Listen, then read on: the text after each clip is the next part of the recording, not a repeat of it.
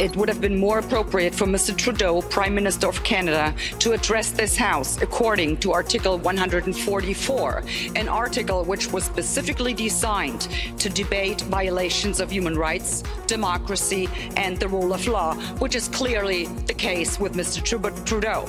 Then again, a Prime Minister who openly admires the Chinese basic dictatorship, who tramples on fundamental rights by persecuting and criminalizing his own citizens as terrorists just because they dared to stand up to his perverted concept of democracy, should not be allowed to speak in this House at all. Mr. Trudeau, you are a disgrace for any democracy. Please spare us your presence. Thank you.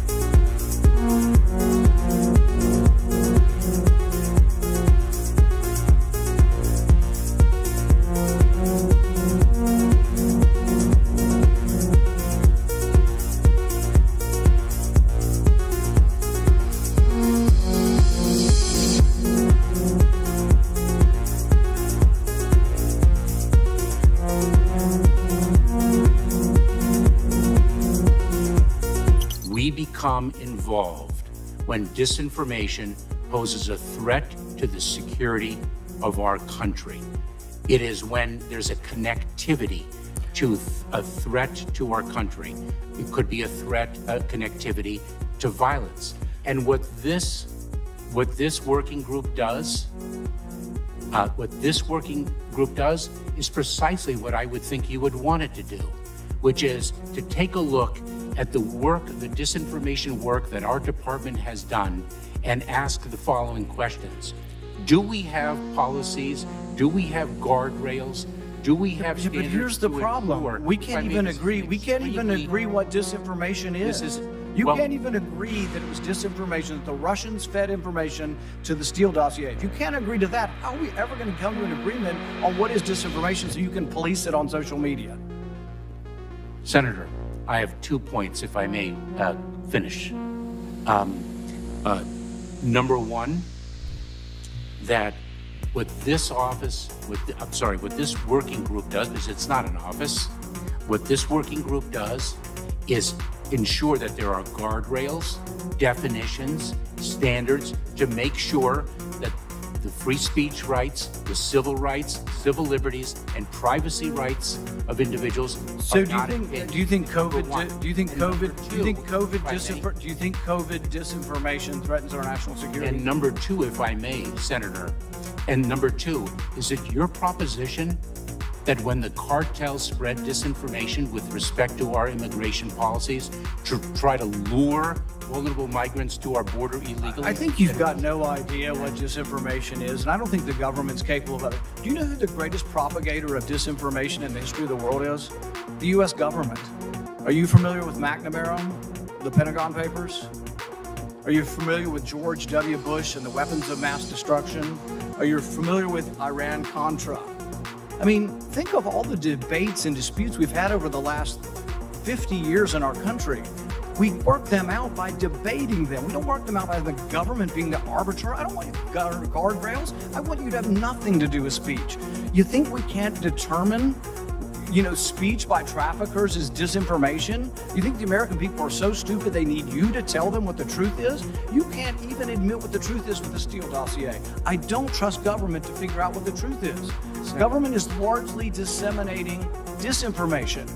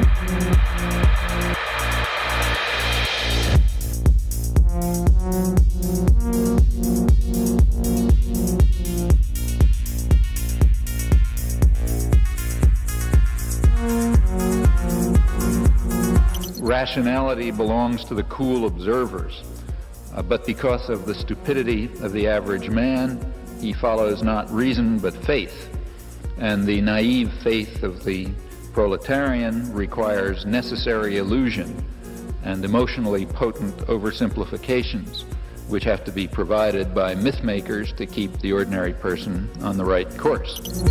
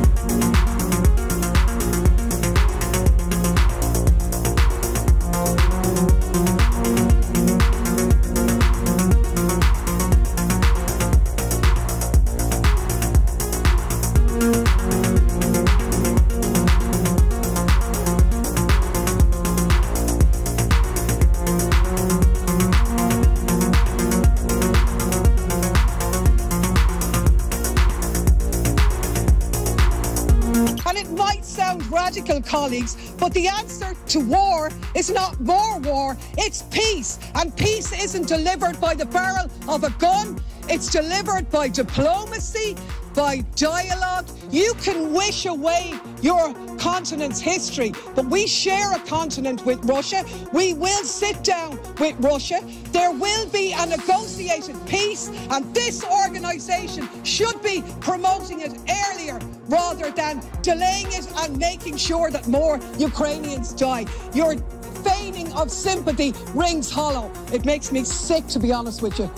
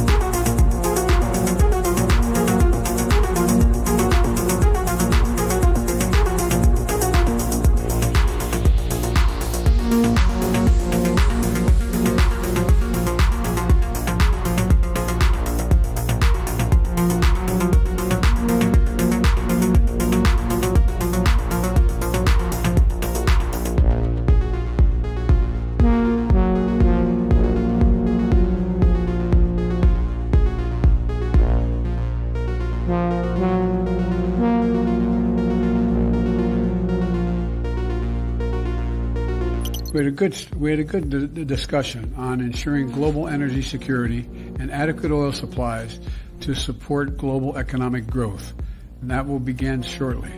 I'm doing all I can to increase the supply for the United States of America, which I expect to happen. The Saudis share that urgency, and based on our discussions today, I expect we'll see further steps in the coming weeks. Are you worried about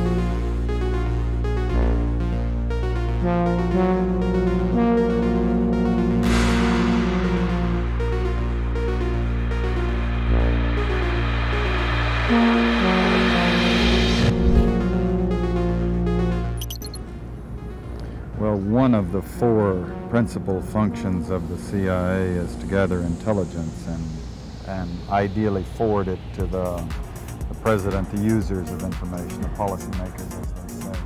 There are other functions, however, some of them more legitimate than others. One is to run secret wars, the covert action that's written and talked about so much, like what's happening in Nicaragua today from Honduras.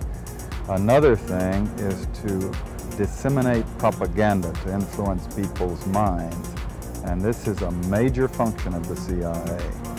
And unfortunately, of course, it overlaps into the gathering of information. You have contact with a journalist, you will give him true stories, you'll get information from him, you'll also give him false stories. For example, in my war, the Angola war that I helped to manage, 1/3 of my staff was propaganda. Ironically, it's called covert action inside the CIA. Outside, that means the violent part. I had propagandists all over the world, principally in London, Kinshasa, and Zambia. We would take stories which we would write and put them in the Zambia Time, and then pull them out and send them to a journalist on our payroll in Europe. But his cover story, you see, would be that he'd gotten them from his stringer in Lusaka, who had gotten them from the Zambia Time. We had the complicity of the government of Zambia, Kenneth Kaunda, if you will, to put these false stories into his newspapers. But after that point, the journalists, Reuters and AFP, the management was not witting of it. Now, our contact man in Europe was, and we pumped just dozens of stories about Cuban atrocities, Cuban rapists. In one case, we had the Cuban rapists caught and tried by the Ovimbundu maidens who had been their victims, and then we ran photographs that made almost every newspaper in the country of the Cubans being executed by the Ovimbundu women who supposedly had been their victims. These were fake photos? Oh, absolutely. We didn't know of one single atrocity committed by the Cubans. It was pure, raw, false propaganda to create an illusion of communists, you know, eating babies for breakfast and that sort of totally false propaganda.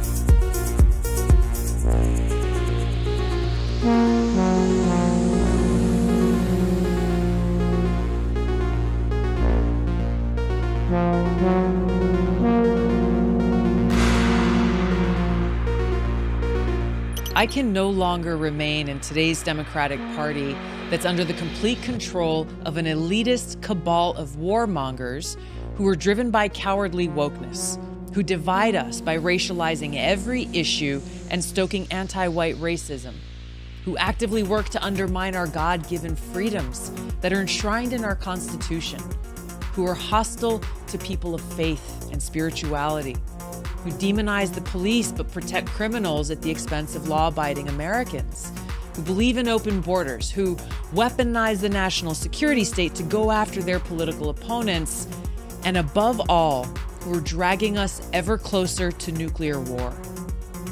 Now, I believe in a government that's of the people, by the people, and for the people. Unfortunately, today's Democratic Party does not. Instead, it stands for a government that is of, by, and for the powerful elite.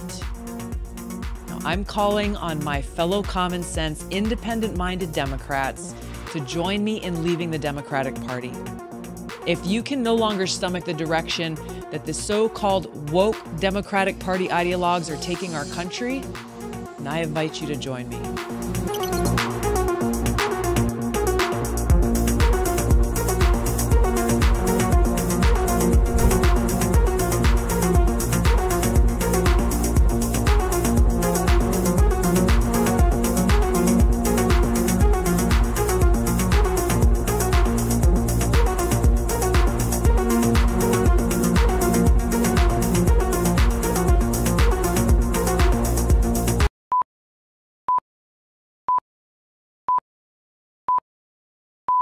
Welcome into Redacted on this Tuesday. I'm Clayton Morris. I'm Natali Morris. And that is Kathleen Turner voice, Natali Morris, who's back. She was out sick yesterday, but she's back in action. I feel better. I don't sound better, but this is the voice that you'll get today. I apologize. It's the smelly cat voice. I might actually miss it when it's gone. That's a Friends reference. We're not going to explain it for Clayton. Yeah, I don't want to hear Friends references.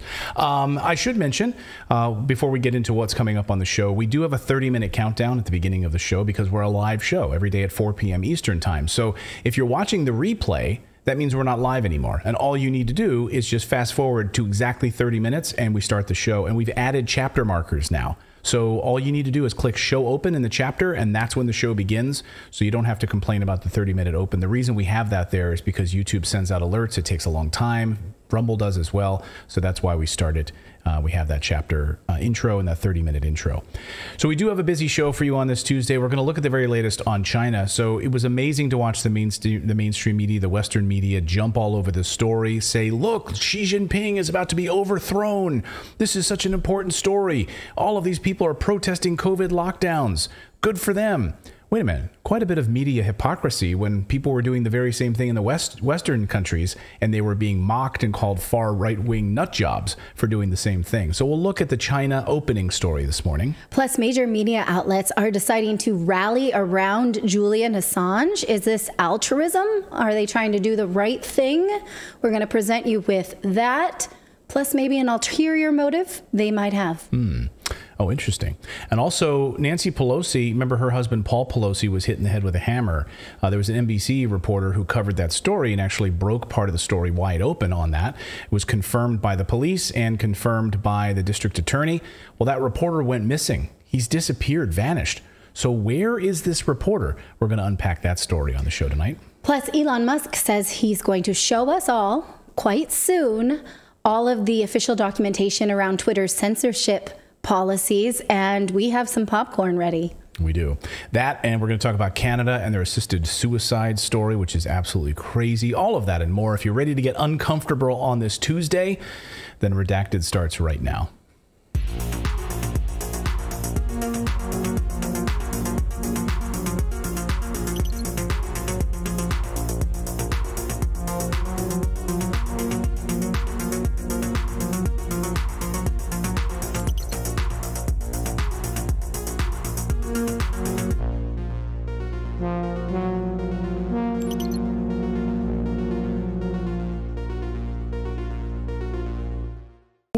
Welcome to Redacted on this Tuesday. So glad to have you all here. We do have a daily newsletter that even when Natali was sick, she still managed to write the newsletter. That's what a trooper she is.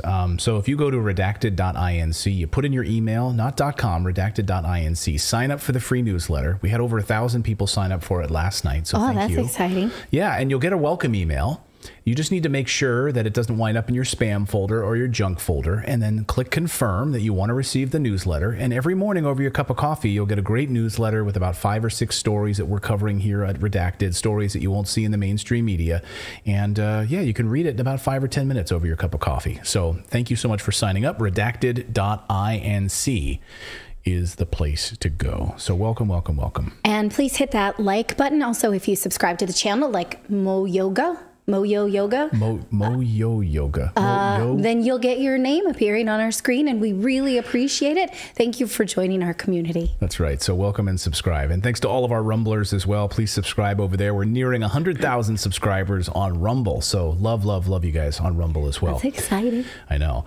All right. Well, we have an update now on all of those protests in China over the past few days. They appear to be working. Actually, surprisingly, although the Western media won't tell you that. According to our sources in China, the government is listening and easing more and more restrictions at this hour thanks to those protests. Now, you won't really find any mention of this in the Western media It's almost as if they're super disappointed. They had a grand old time on Monday presenting this downfall of the Chinese government. Right. Oh my God, what does it mean, right? And then on Tuesday, when the government actually responded to protests in a reasonable way, the mainstream media seems utterly disinterested in that. They're like, our fun's over. Thanks for that. You mean in that country, protests actually work? Yeah. Wow. I mean, there's all those people, those thousands of people that go, march on Washington all the time, and it has a purpose, and nothing ever changes in Washington.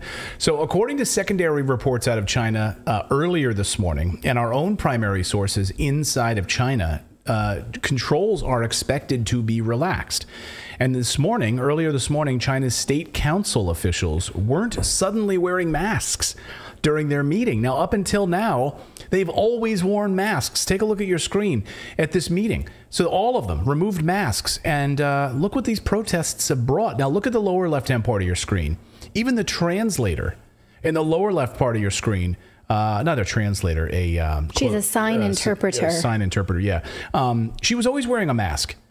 So now, according to the Global Times, which is state-run media, by the way, China is going to speed up its vaccination program. So this is coming from the state in their own media for elderly people. This was one, of course, the biggest sticking points for lockdowns was the elderly population not getting access to vaccines. So now they're going to ramp up that process, which is crazy. But they're not using the same vaccines we do, correct? They are not. The Dr. Fauci over the weekend took the opportunity to kind of jab at them for that. Oh, that was a double entendre. That was right? a great pun. He took a jab that they did not import Western vaccines, instead use their own, and that's why their program has been slower. And he was like, well, we had some to sell, we weren't going to give it to you. But we had plenty on the market if you wanted to buy some, so this is your own fault. But interesting because this no mask on public officials during meetings, these tweets about, okay, we need to just because the elderly vaccination has been their sticking point, the reason why they continue to extend lockdowns in certain regions. So these are not small symbolic moves to show the public, we hear you, we're going to take this step. Right. And so Global Times reporting China will speed up the COVID-19 vaccination rate for people age over 80 and continue to increase the rate for people age 60 and 79. So, yeah, there you go. And this is all coordinated. Absolutely, it is. Again, it's to show the Chinese people that, they are listening. This is, yesterday we broke it down for you that protests are a cultural way in China for Chinese people to have a conversation with their government, whether right or wrong, it actually accomplishes certain things. So it's not for us Westerners to have the final say in its meaning. But it's still amazing to watch everyone on Twitter in the West who's like, well, let me tell you what's going on in China. All of these Western Twitter accounts who've, have no idea actually. And they're getting their information from Western media sources on top of it. Today's stock market, this is not inexplicable. China's stock market booming because of this news. But again, the Western media won't show you this. They're not going to talk about the Hong Kong Stock Exchange and how that's doing. Instead, political pundits and Western media organizations are total hypocrites on this story. Because when the Chinese people protest, the world is supposed to stand with the Chinese people to throw off the shackles of tyranny and tell Xi Jinping where to shove it. But of course, when those very same people in Canada, the United States, and Australia, and other places, well, in Canada, where they park their trucks in Ottawa to say, we don't want these vaccine mandates. We don't want you telling us what to do with our bodies. Then suddenly, or people in Australia who are breaking out of internment camps, right? France, people protesting Macron, saying that the vaccinated the unvaccinated can stay home while the vaccinated enjoy public life. Oh, yeah, that's a good point. And then in Italy, too, people were down with the Italian government over crazy lockdowns and mandates in schools. And when it was like 100 degrees, still have your kids wear masks. And there was protests, right? When those people protest, then they are, of course, radical right-wingers. They're white supremacists. They're people to be vilified. Extremists, anti-science, all of the things. So Michael Tracy, I love this take on Twitter today. He said, there is no dispute that China's COVID policies are unusually stringent, but I seem to recall Australia had pretty stringent COVID policies at one point, and anyone who protested was instantly labeled a far-right menace rather than brave dissidents standing up for freedom. So which is it? You can't have it both ways. Either you like anti-COVID protesters or you don't. Yeah.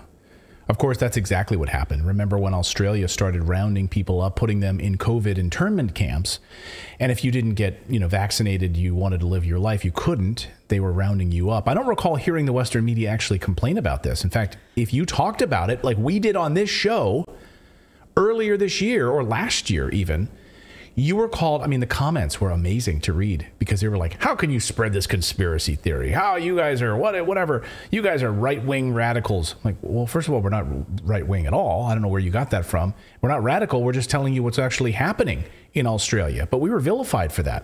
And so was Djokovic for just trying to go there to play tennis, right? He's kicked out. He's an extremist. Because he takes care of his body and he's healthy and he doesn't want you putting something in his body so he can go play tennis? Like, really? What a crazy guy. So here's Haley Hodgson. She was taken by Australian investigators, put into a COVID internment camp without even having the virus. She was locked up for 14 days at a COVID camp that was built for 2,000 people. So they knew they wanted more people there. And she was on the Unheard show in Australia, and she had this to say. Listen. It's horrible. It's a horrible feeling. You feel like you're in prison. You feel like you've done something wrong. It's inhumane what they're doing. Like you are so small. They just overpower you and you're literally nothing. It's like you do what we say or you're in trouble. We'll lock you up for longer. Yeah, they were even threatening me that if I was to do this again, we will extend your time in here. So, unbelievable. She lost her job, too, because of that. Well, that's like saying if you do that again, like even if your symptoms go away, you're virus free or whatever, it doesn't matter because you were, did something that's basically going to become prison for you. Right. And it'll probably be on your permanent record, right? It'll be on your permanent COVID ID record and your vaccine passport. Oh, she's one of those. It'll be like some sort of a badge that she'll have to show on her smartphone. Oh, you were a dissident. And we know, by the way, that these governments are watching people like her, right? They have a database of these people. Yes. We know that they've been actively tracking them in the United States and Canada and other places. Like yes. You're a rabble rouser. Like you're the type of person that we want to watch if we're the intelligence state in these countries. So, shut up, little girl. Take your vaccine, shut up. And oh, by the way, so when she got put into this COVID camp, she revealed that she was told to take Valium. They forced pharmaceuticals on her, telling her, hey, take this Valium because you're in distress. And so you get basically turned into like a sedated drone. Like, that sounds kind of fun, though. Like 2-week hotel stint with some Valium. The only thing is that Valium constipates you, so that's not fun. But otherwise, I'm kind of like... I wouldn't know. Well... Who's watching my kids? Did you have a Valium addiction we should know about? No, but I'm just saying, after I was sick for a couple days, stayed in my room, didn't speak to anybody. That's still kind of great. So next time I'll just give you a box of Valium. I don't want any because like I said, it constipates you. Well, I'm glad to know that. Thank you for that medical update. Oh, you're welcome. Natalie's medical update. This is a known fact. What medication constipates you? Just take Valium with a bunch of coffee. You'll be fine. Right. I don't know. That doesn't sound relaxing at all. Welcome to Natalie's Constipation Corner. This is what constipates you. I can have my own COVID fantasy. You have yours. So maybe, but that's your choice, right? To take Valium and be constipated. She was not, and they were, here you go. That shouldn't be forced on you. If here you go. Think that sounds fun. And you're being forced into this internment camp.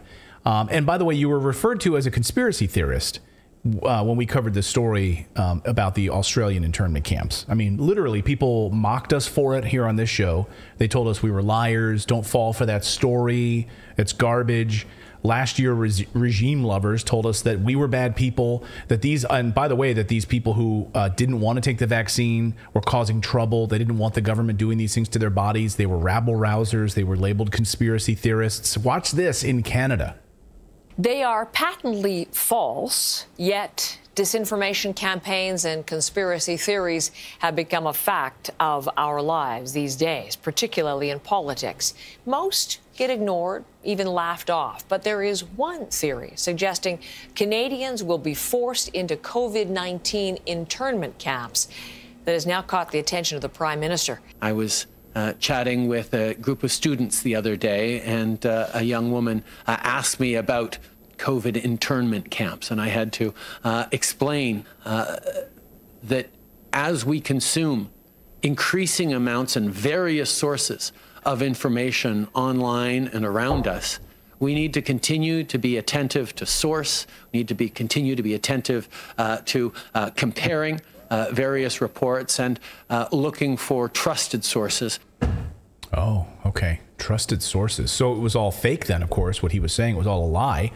Canadians also had quarantine hotels where they were locked up and weren't allowed to leave. Did you know about that in Canada? They kept that quiet. Tiffany Gorara details her family's grueling stay at a federal quarantine facility in Canada, locked up by Canadian authorities. Watch. I mean, it was an extremely difficult and, onerous and traumatic process for myself and our two daughters. My husband hasn't traveled back with us as yet. TBD if he decides to follow. But I mean, it's grueling. It's isolated. You don't have fresh air. You can't exercise. You can't leave. The food is atrocious and it's not nutritious. And there's just it's absolutely mind-boggling that you could hold healthy, law-abiding, fully vaccinated citizens in these kinds of conditions. Did you see? Look at that on the screen there, too. I mean, I don't know if you can see that, but that was like a long white hallway, just like covered in plastic, Yeah. like this is where you get to stay. Your government's putting you here. Have fun. So this was happening all over the world. This wasn't just in Canada and Australia. Anywhere where governments kept people against their will. In Australia, which was one of the worst places, you had people trying to break out of these lockdown camps. Remember this? A man has been arrested outside a quarantine hotel after escaping from his room. Police say the 24-year-old man was returned to his Tullamarine accommodation without further incident after leaving his room without permission this afternoon. Officers are now working with COVID-19 Quarantine Victoria to investigate the incident. The Herald Sun reports the man claims to be a Victorian resident who should have been allowed to self-isolate at home after visiting Sydney. He now faces more than $19,000 in fines. What? That's crazy. Oh, just $19,000? Because he didn't want to be locked up against his will? Right. $19,000. Okay.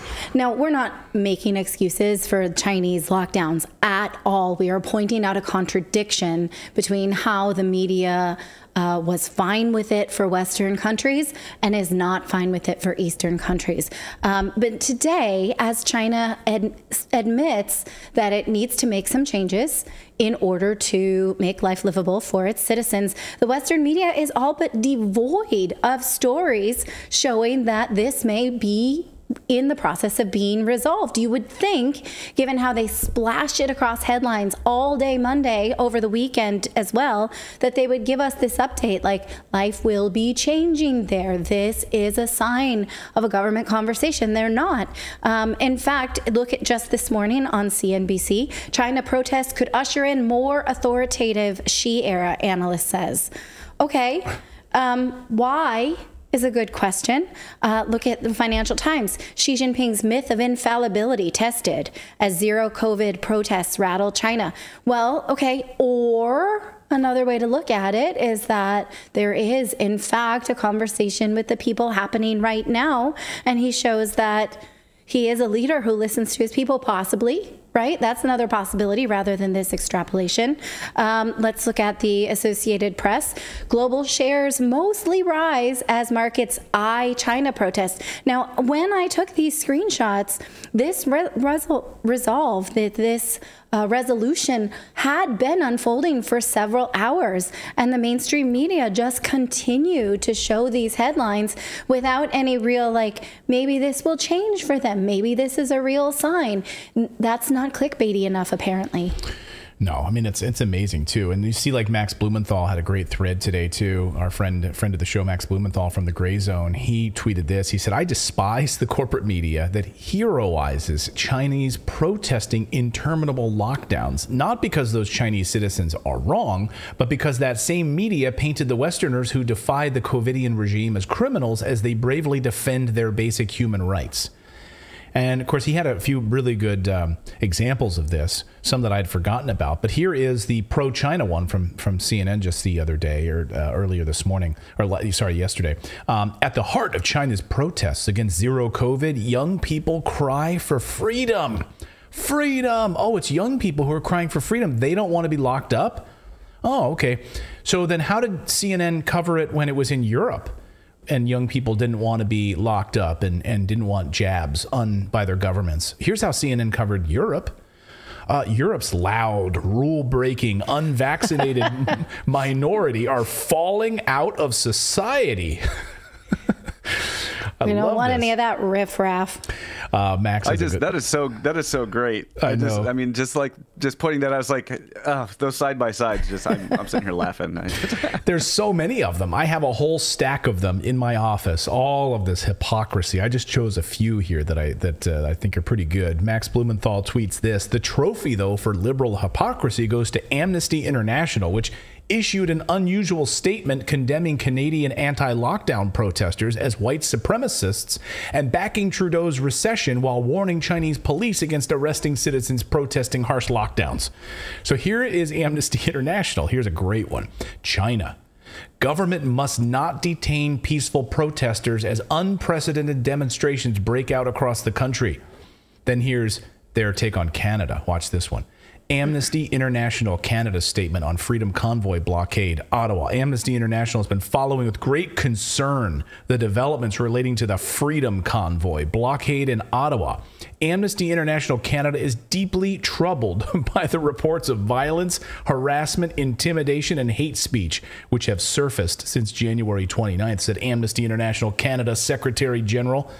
Nazi flags, Confederate flags, and other symbols of racism have exhibited no room in peaceful protests. They should have no place in peaceful protests. Equally concerning is the affiliation of some of the convoy organizers with overtly racist white supremacist groups. Okay.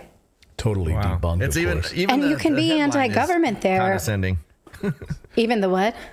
Sorry. The headline is condescending, like Freedom Convoy in quotes and then blockade. Yeah. Like the so-called Freedom Convoy. Right. Who 80% of which, according to the data, were vaccinated. They were there just protesting the vaccine mandates, right? Not the vaccine itself, but just a minor detail. Here's one more good one for good measure. Naomi Klein, you might have read some of her climate writings and stuff. Here's Naomi Klein, a very pro-China tweet. Popular decentralized uprising in China against authoritarian rule has been so long in coming. The international left, such as it is, should stand in clear solidarity, she writes. Oh, but what about that article that Naomi Klein wrote for The Intercept earlier this year? Take a look at this. Toxic nostalgia, from Putin to Trump to trucker convoys. War is reshaping our world. Will we harness that urgency for climate action or succumb to a final deadly oil and gas boom?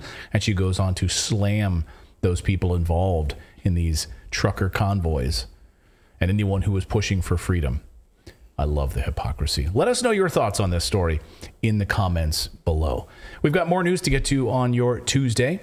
We're going to talk about Julian Assange may have gotten a reprieve, perhaps from an unlikely place. We'll talk about that. Also, where is that NBC reporter who reported the truth about the Paul Pelosi story? Vanished, gone. We'll have an update there. We're also going to look at Twitter and Elon, the Twitter files. could be released and what will they show us. But first, should we tell you about our friends over at Mrs. Fields? So we just got a special gift from Mrs. Fields, delicious wrapped cookies. See the one in the upper left-hand part of your screen. If you're listening to the show driving, it's a beautiful like little snowman, like 3 circular boxes of cookies, delicious brownies. Fantastic. The kids ripped these open and they were freaking out. In fact, this morning, so you know I was sick yesterday, so my son, nobody put him to bed last night. I was like, go to bed, honey. And this morning when I went to wake him up, he had a bowl of ice cream and the wrappings of this Mrs. Fields, like as a trail leading out of his room. I was like, this kid had a party because no adult put him to sleep last night. He's like, Daddy's doing the show. Mommy's sick in bed. I'm hitting up the Mrs. Fields cookies. There literally was like a trail of like these wrappers because they were so popular in our house. So every time you go to the mall, of course, you can smell the delicious Mrs. Fields. So who doesn't love fresh from the oven, melt in your mouth cookies? Mrs. Fields has just what the gift doctor ordered this holiday season. It's the feel-good giving at its best. Mrs. Fields will wrap your delicious cookies in unique, creative packages that will thrill the people who get them. I mean, our kids absolutely loved them. So they're fantastic. The brownies, the toffee brownie was fantastic. I love those, like, I don't know, they're like a sugar cookie or something. They've got like that really soft icing on it. I can't describe. Does anyone know what those are? It is a sugar cookie. That is a sugar cookie. Yeah. And it has like the wreath here on your screen. See those wreaths on your screen here? And they've got like a nice like frosting. I love. That's one of my favorite Christmas cookies. I want that elf cookie, the big one, the sheet cookie. That looks great. Yeah. Now look, you don't have to brave the mall though. You can go to mrsfields.com and get everything without having to wait in any lines. Right now, Mrs. Fields is giving the best deal available only to our listeners. You get 25% off everything site-wide if you go to mrsfields.com/redacted. That's right. Mrs. Fields is giving this exclusive deal only to our podcast listeners. 25% off everything at mrsfields.com/redacted. Because you don't want to go and find parking at the mall. Just go to the site. Get yourself some cookies. That's 25% off at Mrs. Fields, mrsfields.com/redacted. You too can have a trail of cookie wrappers leading out your door, which means you're super happy. That's right. So David and Philip. I was looking while you were scrolling to see if there was any meat cookies on there, but I didn't see any. No, there's no meat cookies. You know, I was reading a study recently that showed that kids who were like put in a room where they were given freshly baked cookies and then got to eat them versus kids who were in that room, smelled the cookies, and then were just given a plate of radishes, that the kids who ate the cookies scored higher because they didn't have to like exhibit any resistance or willpower. It made them happy and they scored higher on their math tests. Mrs. Fields needs to use that study. Our kids score higher on math tests when they eat Mrs. Fields cookies. This was from a great book. I will find it later. It was a parenting book, but I loved it. Oh, it was called Untangled. It was about adolescent girls. So there you go. All right, good. All right, well, we've got more news to get to. Remember, you can subscribe to the channel very easily and become our community. Become a member of our community by going to Redacted.inc. You not only can sign up for the newsletter there, but you can also become a community member and join the Redacted Rebellion by becoming a Redacted VIP member. For the price of a cup of coffee once a month, you can become a member just by going to Redacted.inc and becoming a Redacted Rebel VIP for exclusive content and more. So thank you for your support of the show. All right. Well, Julian Assange has some strange bedfellows now. We want to give you an update on this story because we think it is basically paramount to everything. This is a case about free speech, free journalism. It means the future of our ability to hold powerful people to account. Now, just a reminder, Julian Assange was the award-winning journalist who founded WikiLeaks. That site published a lot of embarrassing things about the U.S. involvement in foreign wars, and guess what? They didn't like that. So he has been indicted on charges of all kinds of things, the Espionage Act, you know, the list goes on. He is appealing extradition in the UK and in order to go to the United States and face those charges, and he's fighting it. He is Australian, by the way, and the Australian government has been really kind of missing in action to defend him, even though there is a lot of support amongst the Australian people for the government to protect him. That hasn't been a popular thing for Australian to do. But now The mainstream media is standing up for him. Way to catch up, you guys. A group of 5 major media outlets today published an open call to the Biden administration to drop the charges against WikiLeaks founder Julian Assange. We here at Redacted wholeheartedly agree with this. The media outlets are the New York Times, The Guardian, Le Monde, Der Spiegel, and El País. And that's nice, but those outlets were hardly sticking their necks out for him in the past. Here is some of the headlines posted to Twitter today from The Guardian. The treachery of Julian Assange. Julian Assange from zero to hero. From hero to zero. Yeah. The World tomorrow. Julian Assange is a youthful idiot. Here's from the New York Times. How Julian Assange is destroying WikiLeaks. Okay, so why now is an interesting question. It's really tough to believe that this is not a self-serving move. So let's make 2, like devil on the right shoulder and, angel on the left shoulder. Okay, on the left shoulder is that they're being altruistic. They are protecting journalistic integrity. Maybe. Okay, let's put that aside. You mean by these publications coming out and supporting him now? Yeah, like now we're talking about why are they doing this? Right. Okay, there is the camp that maybe they're just doing what's doing the right thing. Okay, right. Let's put that on a scale, okay, I don't put a lot of stock on that, but let's leave space for that.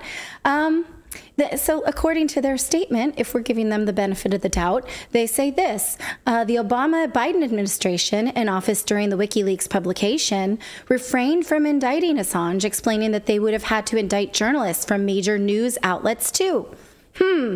Their position placed a premium on press freedom despite its uncomfortable consequences. Under Donald Trump, however, the position changed. The DOJ relied on an old law, the Espionage Act of 1917, designed to prosecute potential spies during World War I, which has never been used to prosecute a publisher or broadcaster. This indictment sets a dangerous precedent and threatens to undermine America's First Amendment and the freedom of press. We agree.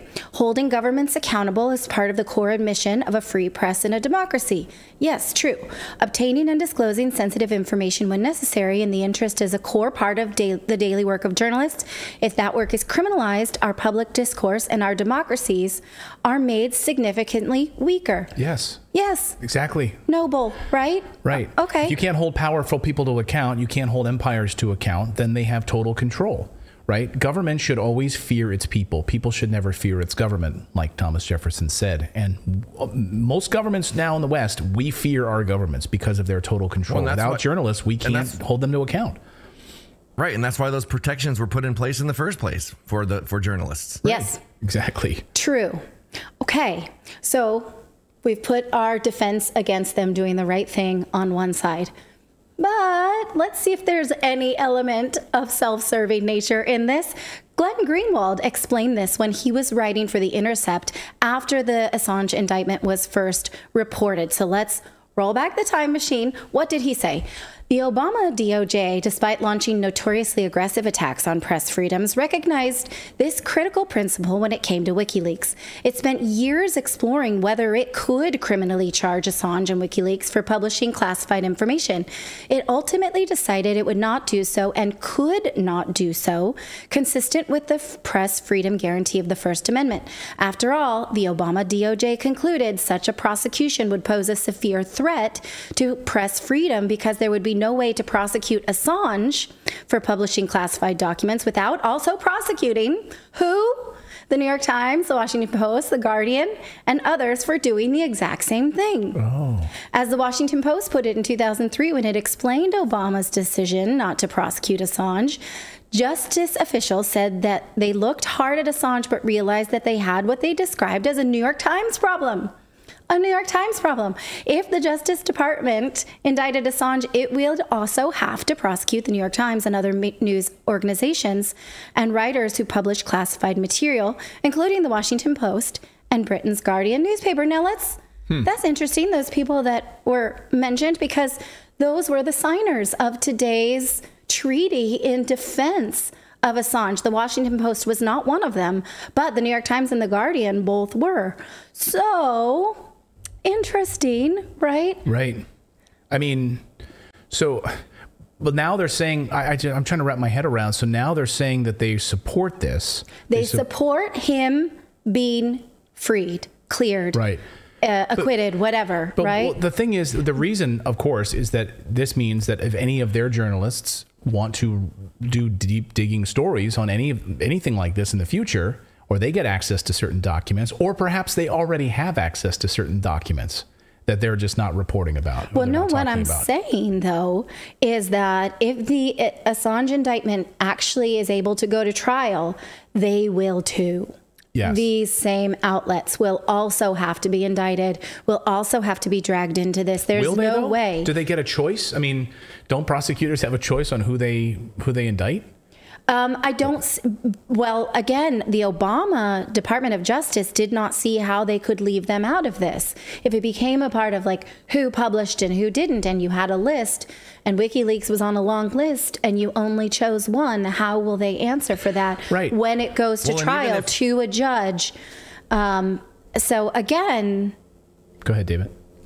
I was going to say, even if they were not indicted for some reason, Assange's defense could bring that up, that they did the same thing. Absolutely. Right. And through discovery, of course, if this goes to trial, of course, through that whole discovery process, I mean, we're going to know, right? We're going to know a lot more details than we know right now. We may actually get access to a whole bunch of more documents that we never saw before. And at the end of the day, the New York Times and the Guardian were the ones that published the actual stuff. Yes. So is it so noble of them to say we think the charges should be dropped and we should let Assange free, knowing that they also would be hitched to a very muddy wagon and dragged through some pretty rocky territory, right? And so, I have to say, like, when we're weighing both sides, that like doing the right thing between, against being self-serving move, it's really hard to not give more credit to the self-serving move. But that being said, we support this sentiment. We absolutely do think that Julian Assange should not be tormented any longer and should be a free man. Yeah. Why did it take you so long? It's amazing how quickly people do the right thing when they're motivated by covering their own ass. Yeah. Right. Like that. Yes. Absolutely the case. I just wondering why it took them so long. Maybe now, like, there's some sort of legal move that they realize, okay, now we're like, we never thought it would get to this point where he would actually be extradited to the United States, and now that it looks like that's about to happen, maybe we need to step in now. If you think of the cozy relationship right now between the mainstream media and the Biden administration, they don't want to risk that by having to go to battle. And then what, right? I don't think, and it's possible that the Biden administration also does not want that. They need the mainstream media to continue to publish what they want about China, about Russia, about anything they want. They're having a really nice holiday, like marriage right now. Yeah. So, maybe that's why now. I mean, we're getting along so good. Why take each other to trial and risk that? Yeah.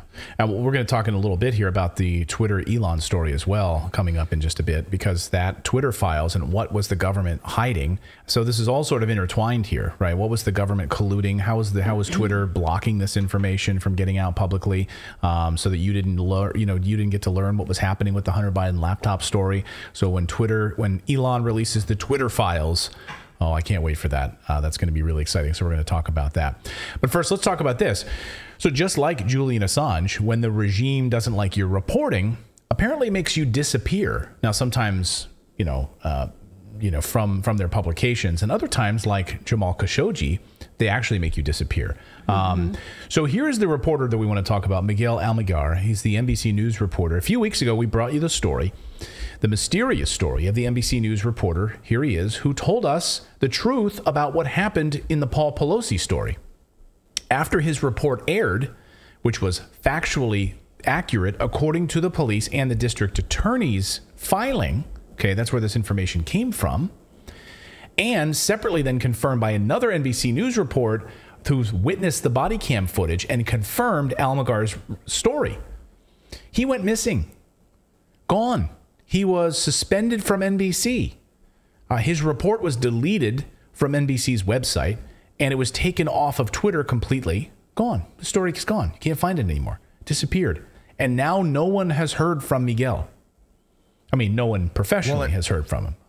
And when we covered that story 3 weeks ago, I saw someone in the comments saying, yeah, he's missing. So he's been missing since that story. So that was a week, and then now it's about a month. It's over a month now. He's gone. Yeah. Not a peep. He's been kept off the air by NBC. No mention of it. And he's not on Twitter. No, not a word about this. Gone. So let me just play. This is the original NBC News report that got him disappeared. Craig, good morning. When officers arrived here at the Pelosi home exactly a week ago today, they initially didn't have any idea exactly what was going on. They knew they had a high priority call on their hand. What was unclear, what was happening inside the property just behind me.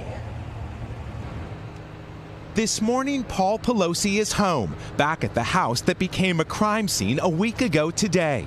NBC News learning new details about the moments police arrived. Sources familiar with what unfolded in the Pelosi residence now revealing when officers responded to the high-priority call, they were seemingly unaware they'd been called to the home of the Speaker of the House. After a knock and announce, the front door was opened by Mr. Pelosi. The 82-year-old did not immediately declare an emergency or tried to leave his home, but instead began walking several feet back into the foyer toward the assailant and away from police. It's unclear if the 82-year-old was already injured or what his mental state was, say sources. According to court documents, when the officer asked what was going on, defendant smiled and said everything's good. But instantaneously, a struggle ensued as police clearly saw David DePape strike Paul Pelosi in the head with a hammer. After tackling the suspect,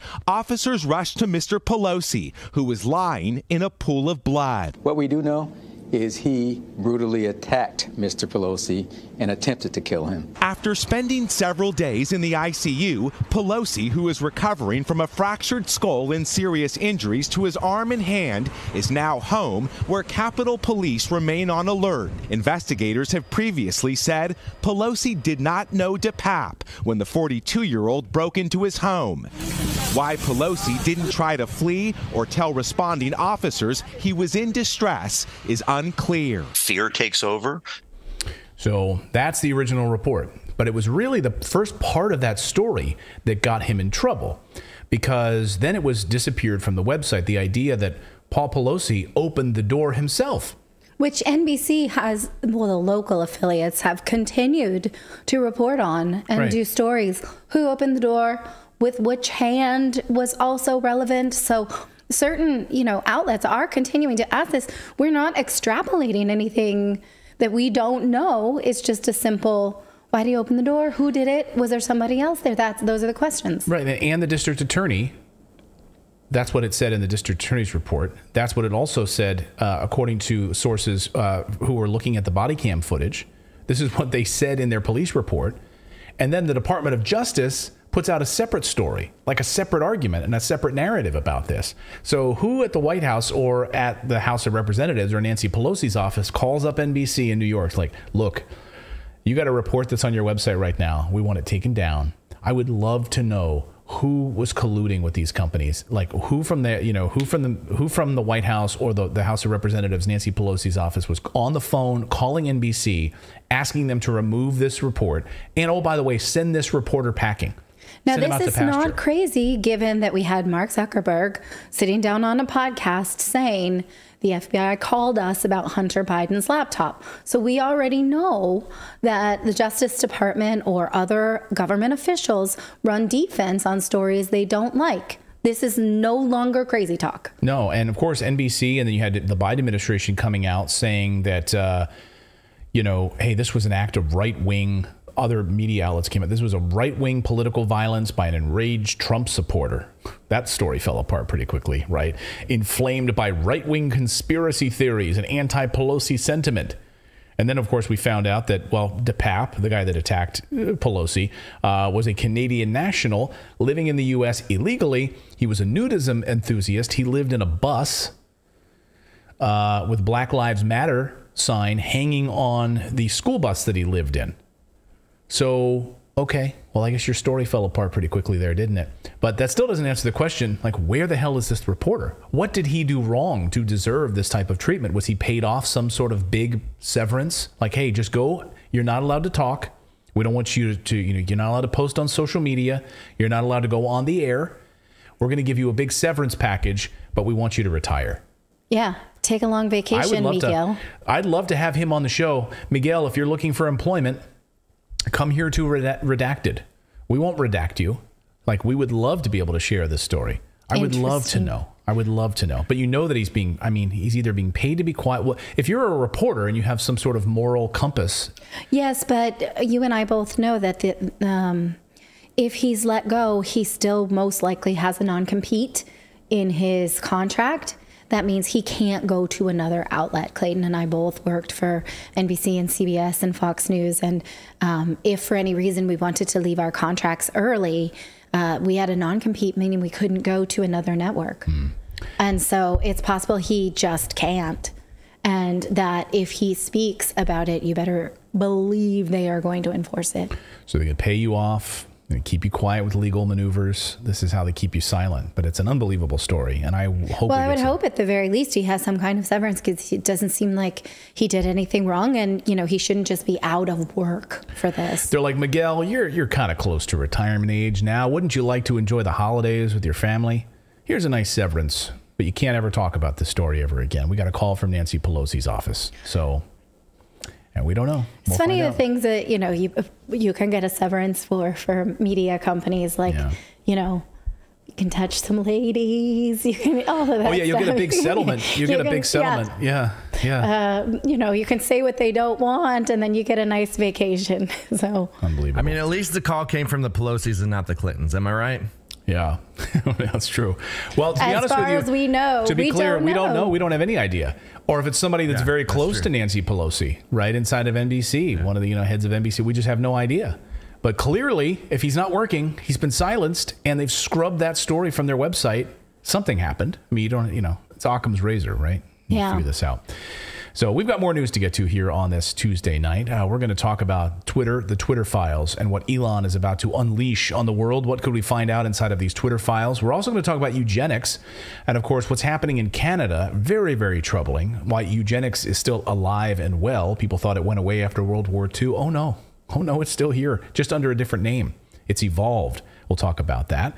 But first, I want to tell you about our store. So we do have a store now.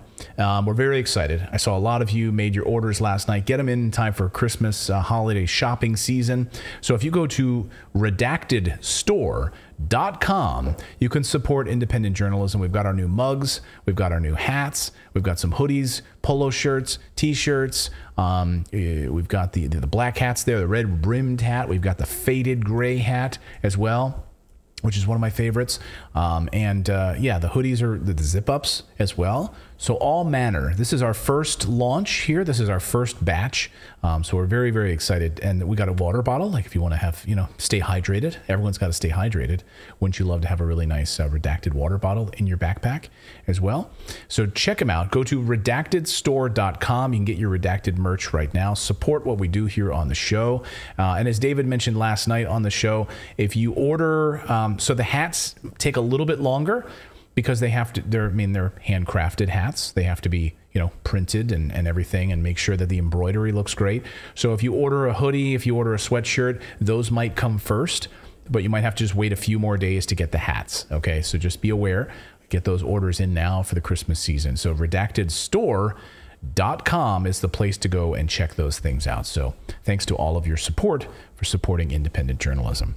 All right, let's talk about Twitter. Let's talk about Elon Musk. A lot of people wondering, are you going to show us the goods, Elon? Oh, I got some goods. Are you going to show us what's in these Twitter files? People are calling them the Twitter files, and I love this as a name for the Twitter files. It's like Watergate.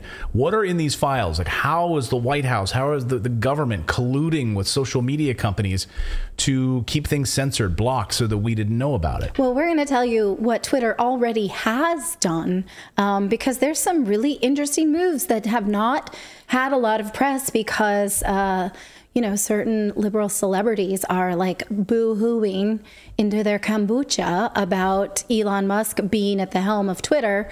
Meanwhile, We're going to show you. He says now that he will publish internal documents from Twitter explaining the company's free speech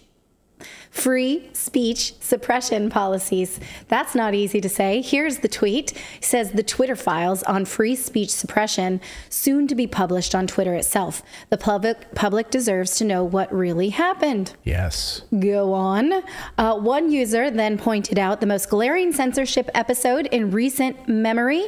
ALX user says, raise your hand if you think Elon Musk should make public all internal discussions about the decisions to censor the New York Post story on Hunter Biden's laptop just before the 2020 election in the interest of transparency.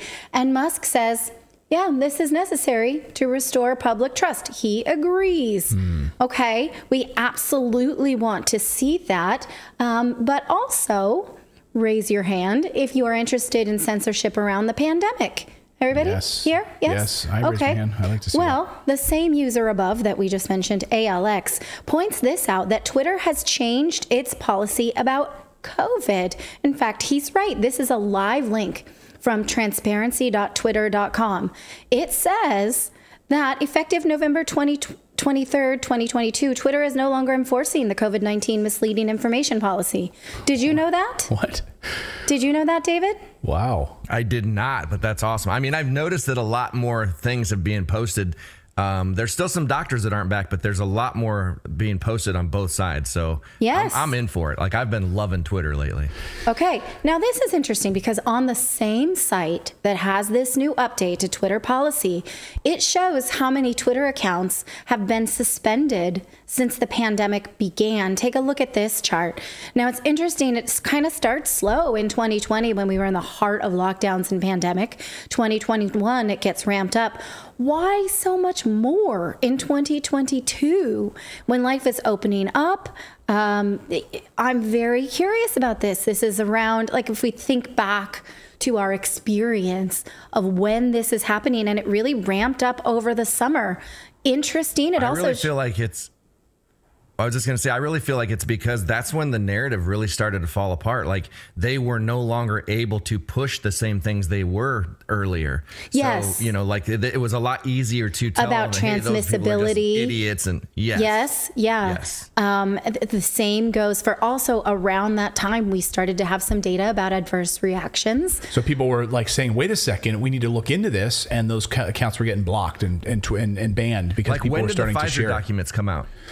It was early this spring. I think it was in the spring, right? So it might have been right around April. I think it was early. I think it was around April or May. I think, if I'm not mistaken, right? The Pfizer documents. There's been multiple dumpings of Pfizer documents, so it depends on which one we're talking about. I was just kind of seeing if that correlated with that line. Well, perhaps, but let's look at content removed. This next chart shows us that really 2021 was when they were really taking things down. Where did this chart come from? Twitter itself? Wow. Yeah. And so if you look at the content that was removed, it's quite a bit in 2021 and has been plummeting since. And now the policy is to not enforce the misleading information policy around COVID. So again, what was the actual reason for all of these content removals and all of these account suspensions?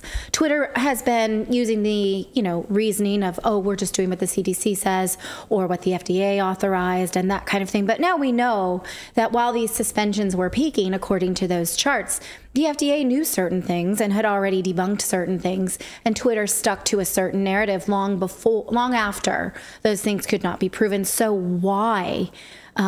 Big question. Is that what Musk is going to show us?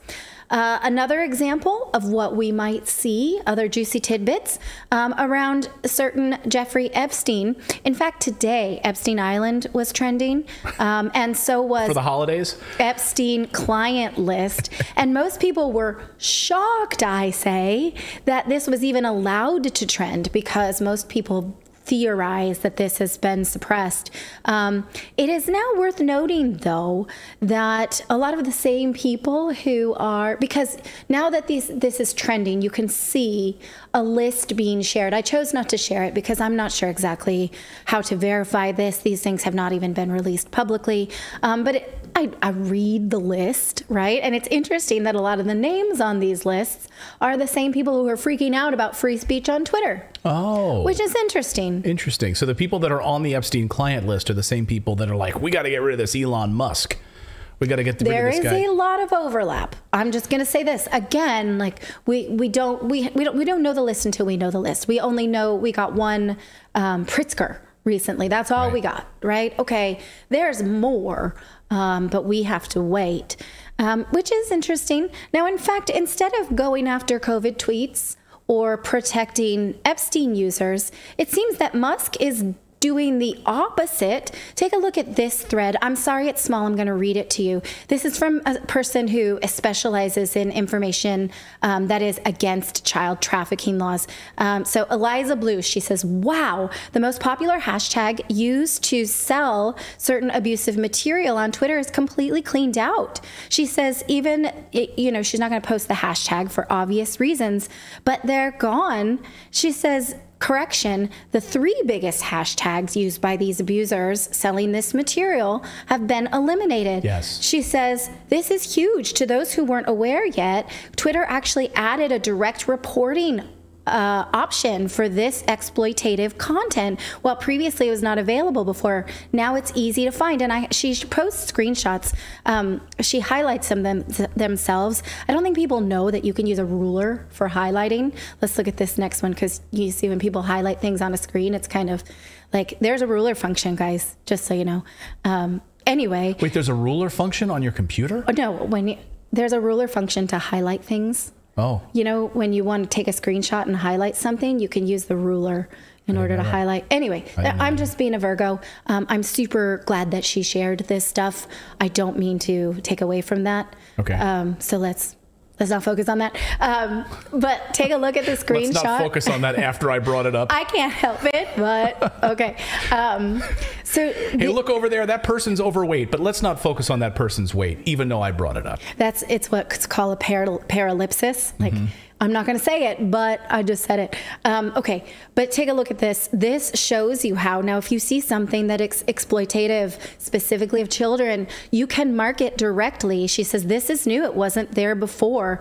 And here's another follow-up of what you should be marking if you see this content, because Twitter is going after this like a bird dog. And even today, Liz Wheeler, a conservative voice on Twitter, she says, can we actually just take a moment to thank Elon Musk for ridding Twitter of this content? And she's like, of all of the battles he's fighting, this is the most important.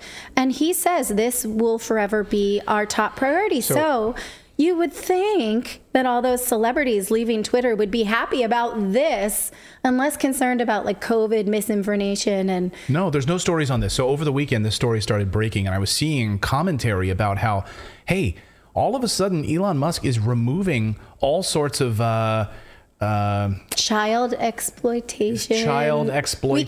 We have to be careful how we say it. I could say the P word, but I'm not going to say it. But you know what I'm talking about, right? And I was like, why are all these P accounts being removed all of a sudden? And that was happening over the weekend. Wait, how do you know that? Because I saw reports of this happening. Reports of it. Right. Reports. Yes, I saw reports of it. Okay. I saw reports of it, but I was like, wow, wait a second, what's going on? I mean, I don't follow these accounts, so it wasn't like, hey, my favorite accounts are suddenly disappearing. I suddenly, wow, where's all my, when I'm on Twitter, this is where I hang out, and they're all my favorite. It's so empty now. I have no information here. They're all like, gone. Did they shut down Twitter? Yeah, is Twitter dead? What's going on? Why even use Twitter? I can't access my favorite news feeds.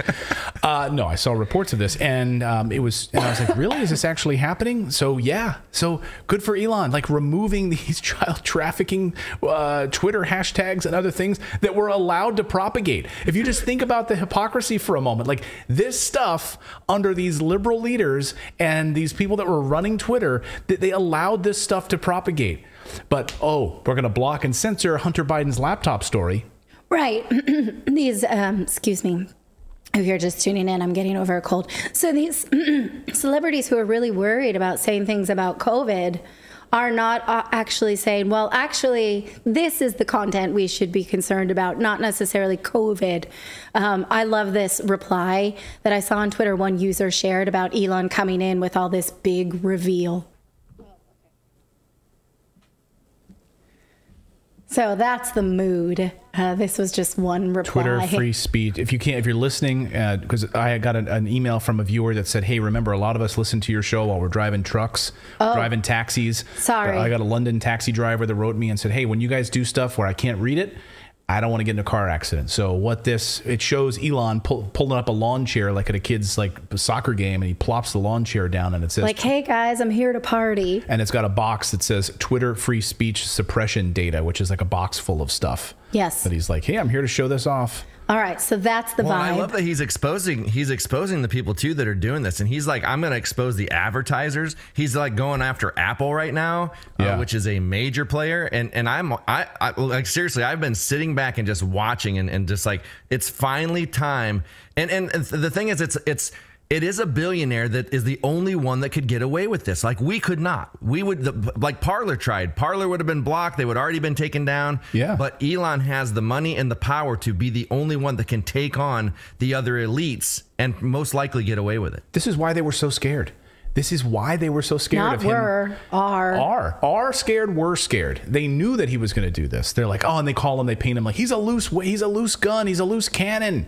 By the way, he tweeted last night how he sleeps every night. He sleeps with 2 guns by his bedside and a picture of George Washington. That's how on his bedside table, 2 loaded guns that he sleeps with. And a lot of cans of soda with no coasters. That really bothered me too. You're more upset about the wood, like the I think it was a cement, but still there were a lot of rings, drink rings. And do you have no well, and you know what's funny? Wood? The hypocrisy is, like, if you go back and look at the people who are against him now, that were just praising Tesla and praising Elon, and oh my gosh, he's doing such good things for humanity, like Alyssa Milano and all this, and now they're just like vehemently against him because he's making changes that you would think they would actually be supportive of. Yeah, right. I'm all for this child exploitation thing, just so you know.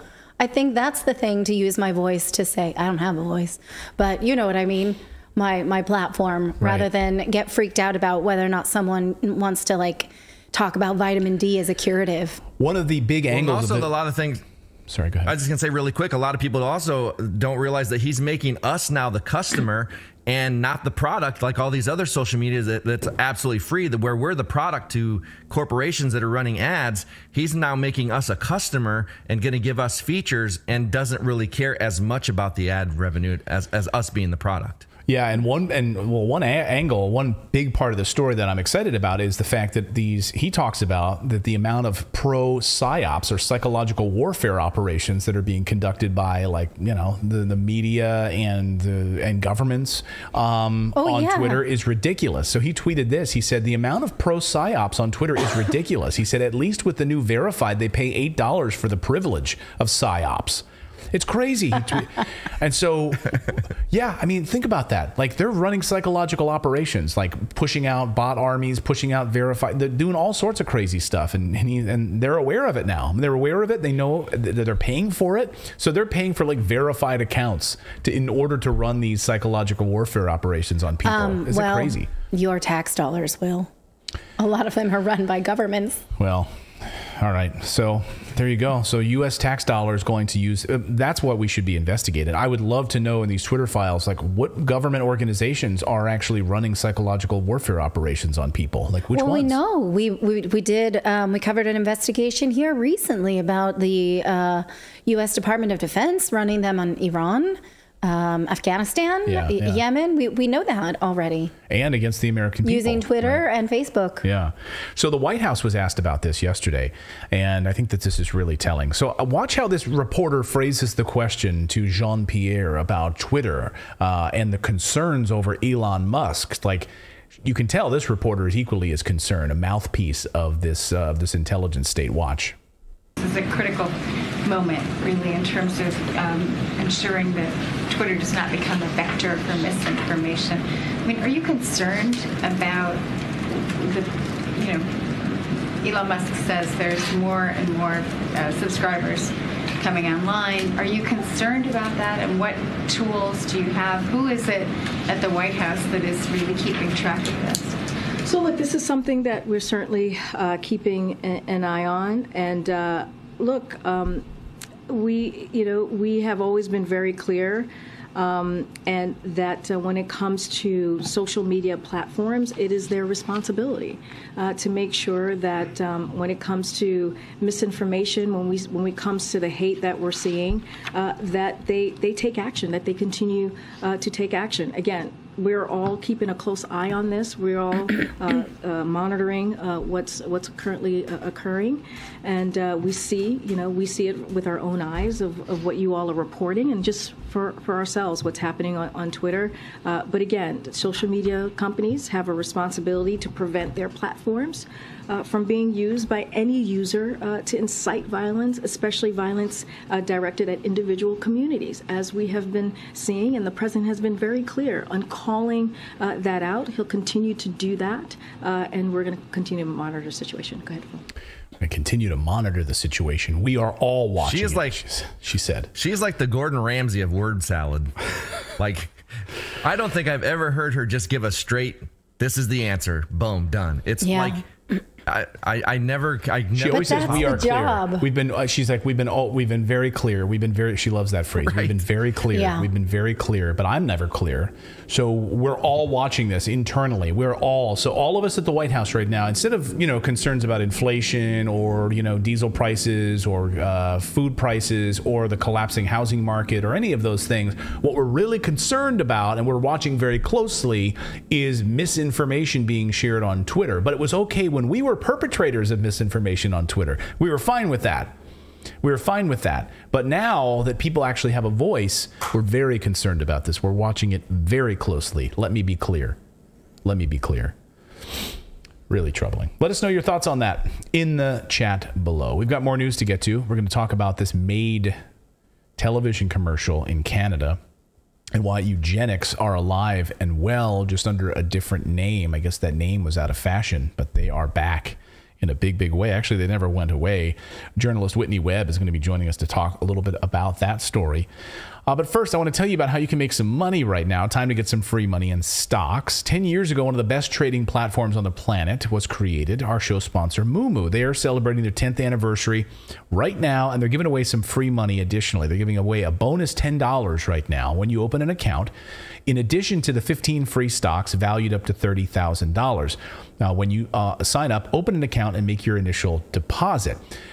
This is a $6 billion company with 18 million users. They are regulated by the SEC.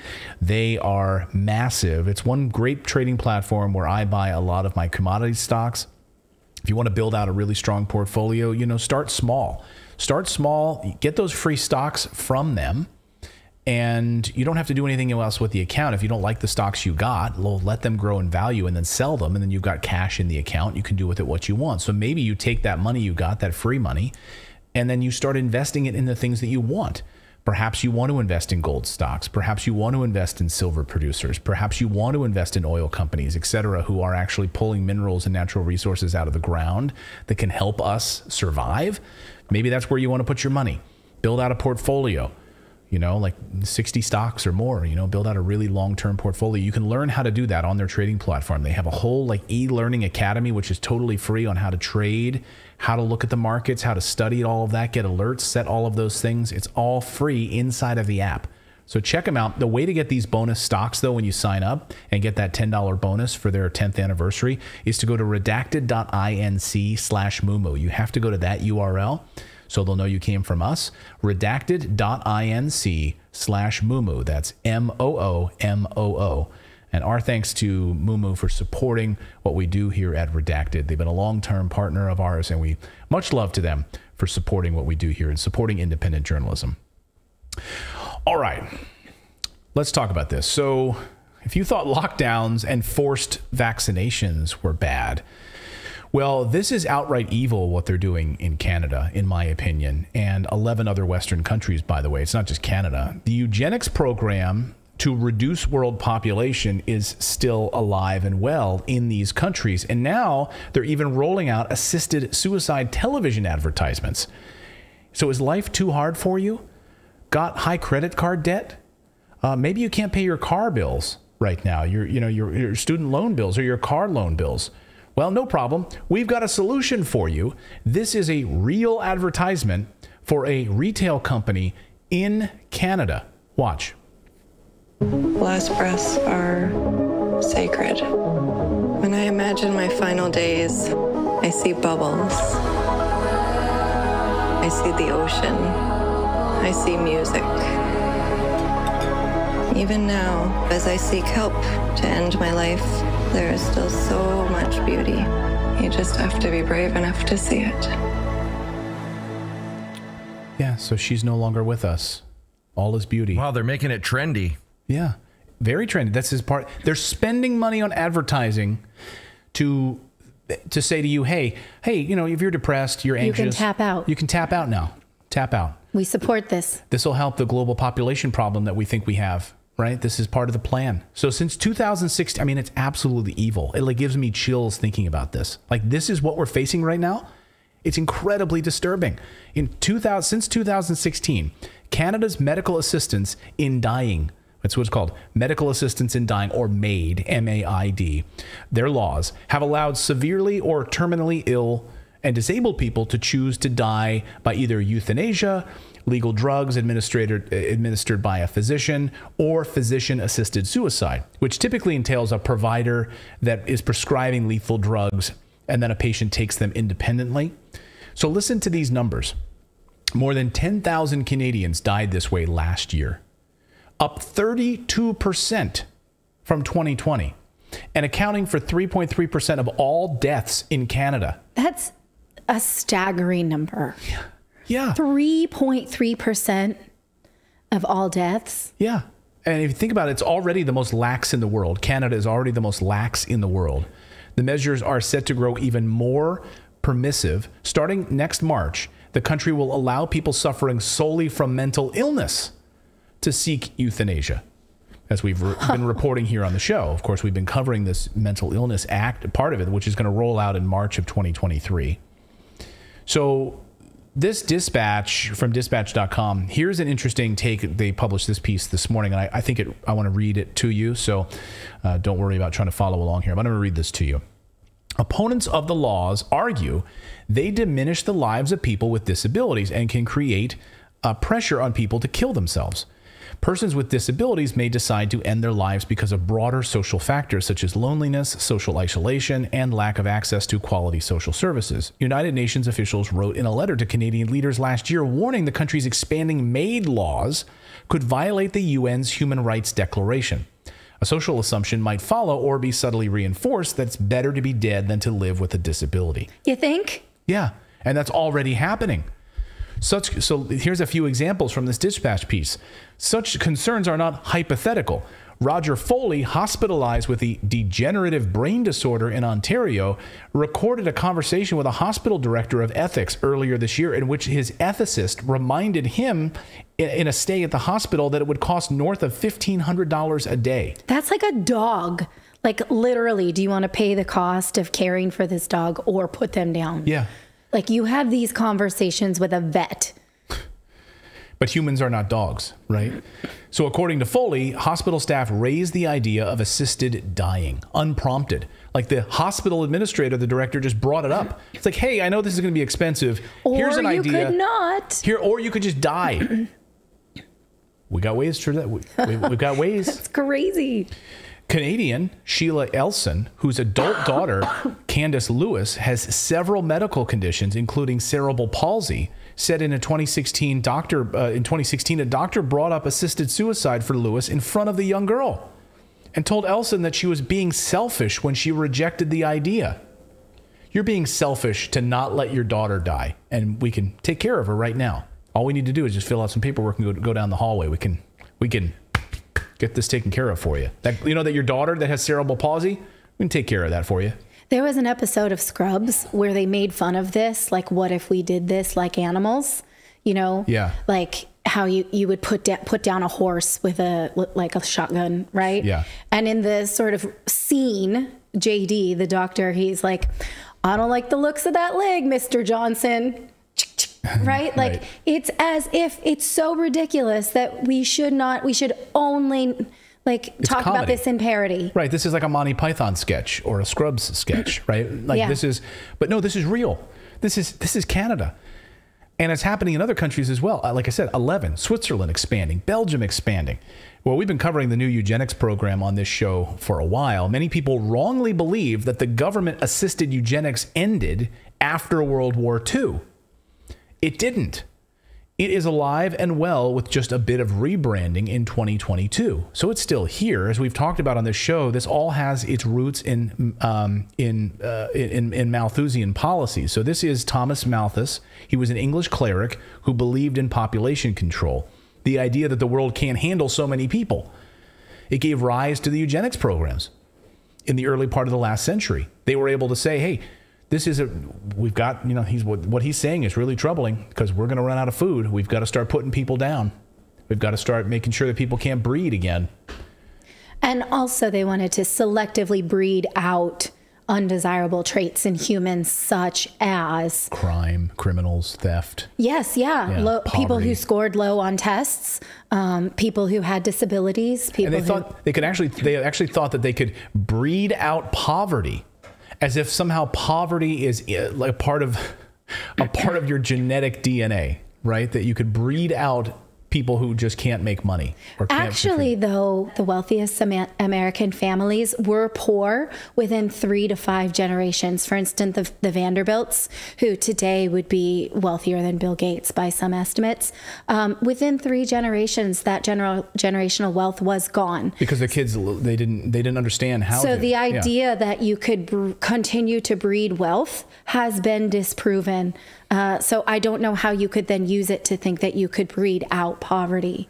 So the American eugenics movement embraced negative eugenics with the goal to eliminate undesirable genetic traits in the human race through selective breeding. Basically, the United States would push you off into camps where you would be sanitized and sterilized, right? So you couldn't breed, and they would kill you off. Never to breed again, never to be a part of the problem again. What's interesting about this is that these are things that breeders do with animals, right? They only breed the strongest for certain things and certain traits. That's been understood. But humans are the only species which takes extra care of innately, we take extra care of our weakest. It's just something in us. If somebody needs help, that's what makes us human. Whereas most species will sort of like push out of the nest, the one that's least viable. We don't do that. So this is what makes us human. So if we start to accept this, then we are fundamentally becoming less human. And this is exactly. Also, we aren't the same as animals to where like it takes many more generations for us to change than it does an animal. I think it's 10 generations you can have something completely different in an animal, but like what is that for humans? I don't know. I've never heard that. Yeah. I've often wondered why. But this is transhumanism. I mean, this is exactly what transhumanism is. Yeah. Instead of it being eugenics, right, the name eugenics, it's now transhumanism. And so this is exactly what Whitney Webb, I sat down with her and talked about this. And she says, this is happening. And now it's just been rebranded and it's transhumanism, right? It's making us less human. Watch. Talking about transhumanism, right? That's how you can really see what the eugenics program became. So after World War II, you have Julian Huxley, who's Aldous Huxley's brother.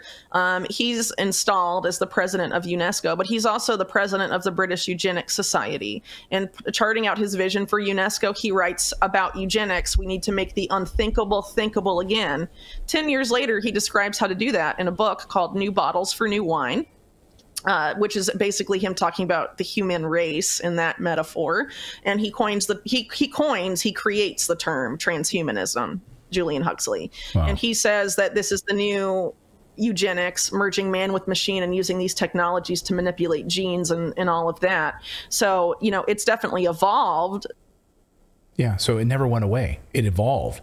Now, under the MAID laws in Canada, this is unbelievable part of the story.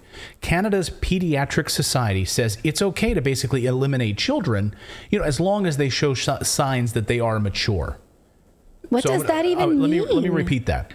Canada's Pediatric Society, under these MAID laws, basically says, hey, if the child is mature enough, like they're not an adult yet, not 18, but if they're showing signs of maturity, then they can we're going to refer to them as mature minors, and they can make the determination to kill to be assisted suicide and taken care of.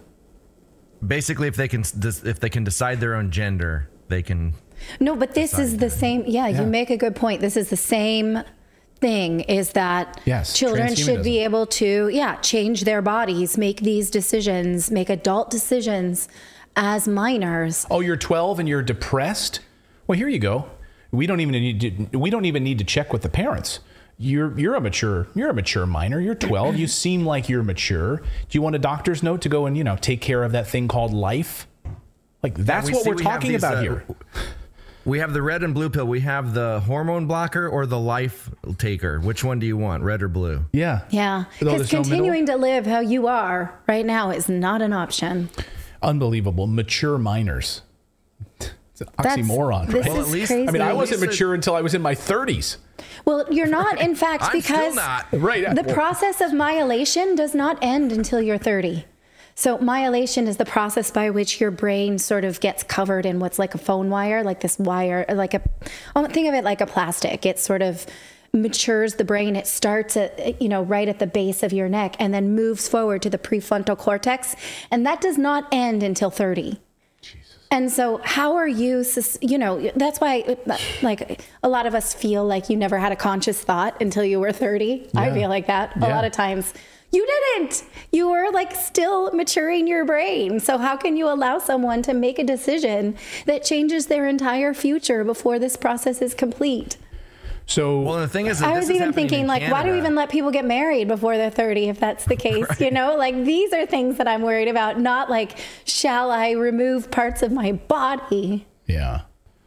Well, and the thing is, this is happening in Canada. I don't think the pharmaceutical industry would let it happen here because they'd be losing too many potential residual clients. Depends, because our medical system works so much differently that, like, think of what an insurer would pay for this. For instance, like, why does an insurer want to pay for you to get your tubes tied, or a hysterectomy, or a what did you have, honey? The snip. I had vasectomy. Vasectomy. Thank you. Oh, reduction surgery. No. Well, why would they want to do that? Right? Because it will,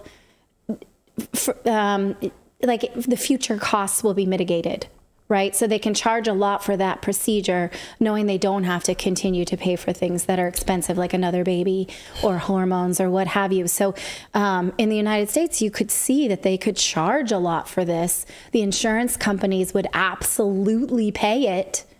And then, like, oh, good, that's a profit on that individual. Right now, I don't have to pay for expensive care. Right. In the future, I can make a profit on this. So they're focusing on the people with pain. Maybe the pharmaceutical companies will come up with a way to make you so that you're not all the way gone, but you have to take a pill monthly to stay gone.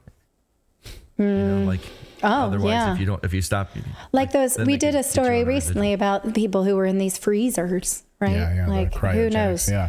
So they're focusing on the So they're focusing on the people with pain, but that's just a tiny part of the story. Canada is now focusing on assisted suicide for the mentally ill. So it's not just about the pain anymore. Like, they're moving that narrative away from that, right? You can't pay your bills, you're depressed. Okay, we got a plan for you. If you're depressed, you have anxiety, you can take your own life. It's spreading to now most of other Western countries, Switzerland, Australia. I hate lumping in Australia. It's not a Western country. It's what, a southern hemisphere. Ideologically, it is. Ideologically, I say it. So I don't want to hear from Australians saying, we're not Western, but I get it. You know what I mean? Anyway, 11 countries right now. A 23-year-old in Belgium who was otherwise totally healthy suffered from depression, and she was involved in some sort of a terrorist attack that unfolded, and so it left her with, like, post-traumatic stress. Yeah. And she just not able to fully, like, live her life. And so the Belgian health authorities just helped her end her own life. There you go. You're 23 years old. There's no help for you. So here's a script. Go down and see Dr. Death. What does that tell other people about resilience too? It's awful. You're not going to be able to get over this. And when you read, for instance, the book Dope Sick, about why the opioid crisis has come to America, it's largely because Americans are not taught to deal with any amount of pain because, the doctors don't want to hear from them, basically. It's like, this is a painful process you're going through. You're going to get through it. Doctors basically don't want to hear it. So here's something for you, right? What is this teaching us about resilience and the ability to survive as humans? And what would it teach the next generation? It's really troubling. And from a spiritual perspective, like, my belief is that you come here with something to learn. Right. As a soul, and it's and what your main challenge is going to be, and you are just here to overcome. This is my spiritual belief. I'm not reporting the news now, but if you're facing something and you sort of tap out, my belief is that, like, you'll face this again in another life, and you're not leveling up as a soul, and it makes me sad. Again, that's my spiritual belief. I don't want to impose that on anybody, but that's my reaction to it.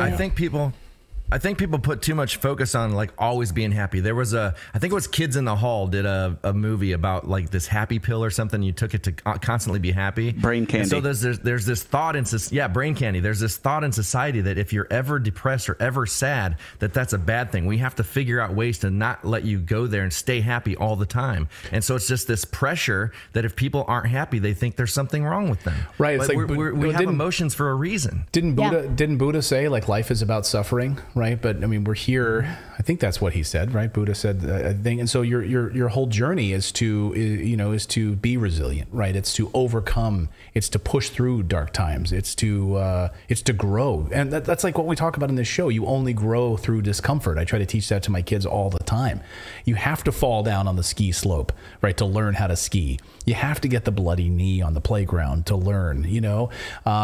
Put one foot in front of the other. When you start a business, if you fail, that's how you become more resilient to build a stronger business. So we have to come through these things together, and to be able to just, like, tap out because you've got depression. You're like, I'm done. Here you go, Canada. Here's your script. Go down and see Dr. Death down the street. He'll take care of it for you. Yeah. And another question is, why does this look so peaceful and nice? Yet in the United States, when someone's sentenced to the death penalty, we bungle that. We can't figure out how to let those people die nicely. Like, the drugs are all wrong. We have these stories out of Oklahoma where people are writhing in pain because they don't have, like, how come they get the crappier pills and then these people have nice pills? I wouldn't put it past them. So the United States pharmaceutical complex is going to be figuring out a way to make this as peaceful. You're going to start seeing television commercials in the United States. Mark my words, like, that was a television commercial we showed you in Canada. You're going to be watching the NFL on a Sunday. You're going to be kicking back with your buddies, and there's going to be an ad that comes on after your Budweiser commercial. And it's going to be like, have you been depressed? See a doctor about taking your own life. We'll take care of it for you. Like, oh. When they'll be like, hey, not only can we help you, but our new drug will help you die COVID-free. Yeah. Well, there was a story in Switzerland about how there was a company that did something just like this with a pod, but you had to be vaccinated in order to use it. They would not take unvaccinated people. In the death pod. In the death pod. Yeah, that's not a joke either. So, can you imagine going into the death pod and finding out, like, you're like, wait a second, has anyone else used this before me? Because I'm like, you're kind of creeped out. That would be the thing. Like, wait, I'm going to end my life, but I'm creeped out that there was somebody else who ended his or her life before me in this pod. Like that would be mud treatment. I can't do it. I can't. I can't do that. I can't. I don't want to catch COVID in the last few seconds. It's creepy. It's nasty. Let us know your thoughts on this in the comments below. Yeah. All right. Well, my voice held out about as long as it was about to. Thank you for being patient. I'm sorry I sounded like a frog today, but I drank this lemon turmeric tea, and hopefully it's better tomorrow. Now she's not gonna be able to talk the rest of the night. It's good for me. We'll see. Yesterday I was just like incessantly texting Clayton, like, put Miles to bed, get this thing with the kids, and he was like sitting next to me while I was texting him, and I was watching him ignore my text. He's like, look, you got laryngitis. I'm off the hook. I need one of those pods. Thank you to everyone for subscribing to the channel. Again, we have a community that we'd love for you to subscribe to and become a Redacted Rebel.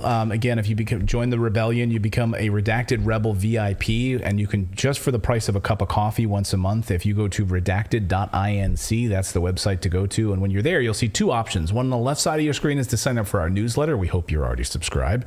On the right side of your screen is the Join Our Community, and then you just click on that Join Our Community and become a Redacted Rebel VIP. Our goal is to hit that 3,500 number by the end of the year, by December 31st, 3,500 of Redacted Rebels. You get access to early content, exclusive content in our locals community, documentaries and things that we're releasing just to our locals community before anyone else gets to see them. So please come over and subscribe. Again, Redacted.inc is the place to go to become a community member.